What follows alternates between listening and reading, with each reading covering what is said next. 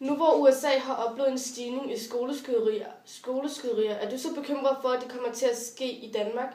Eller mere præcis på den her skole? Det er vel noget, man altid vil være nervøs for at kunne komme til at ske. Okay.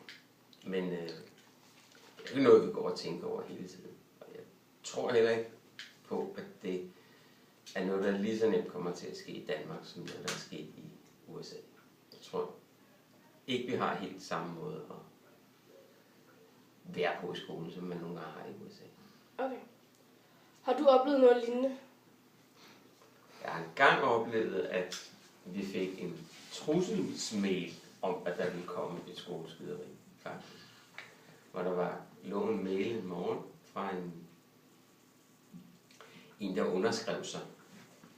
Jeg kan ikke huske, hvad han hed nu. Han underskrev sig et eller andet på engelsk, og så skrev han mailen på engelsk, og skrev, at han ville komme, og så ville han skyde lærerne. Hvad du ud af, hvem det var?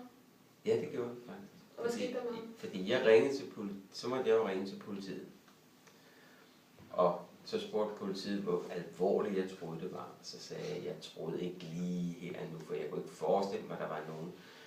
Men de kunne så undersøge, hvor mailen kom fra. Og så var det var ikke det almindelige politi, det var politiets efterretningstjeneste. Og de gik så ind og undersøgte ved hjælp af IP-adresser, hvor den mail den var blevet sendt fra, og hvem der havde været inde i vores mailsystem, og den var så kommet fra Skotland, viste det sig. Og da vi så blev klar over, at den var kommet fra Skotland, så var der heller ikke nogen grund til at være så nervøs mere. Men det tog dem faktisk kun 12 minutter at finde ud af, når de først gik i gang. Men det var sådan et liv, der havde været dum nok til at give sit kodeord, mens han havde chattet med en i udlandet.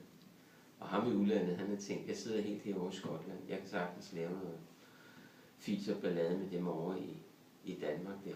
Og så var han gået ind på vores elevintra, og så havde han skrevet til alle lærerne i 9. klasse. Og lavet som om han var en anden. Okay. Synes du, at USA burde ændre deres våbenlov?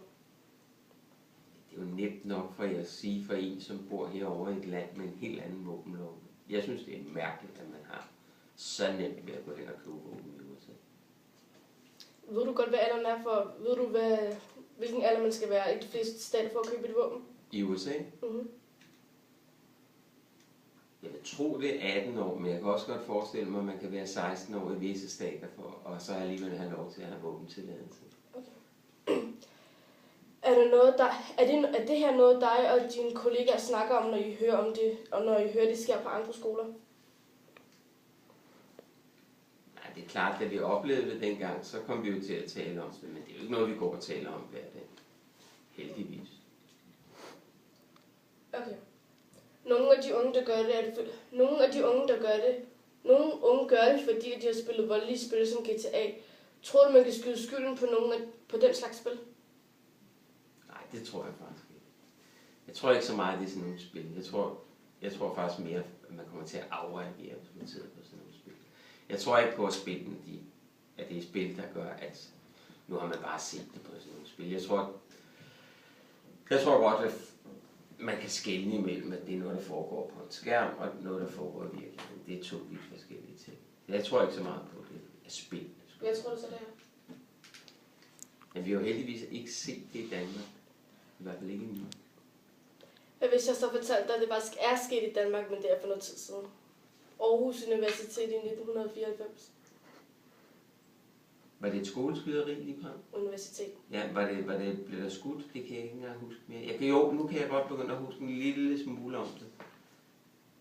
Ja, det er rigtigt. Der var et eller andet i kantinen, tror jeg, det var, der skete. Ja. Okay, tak.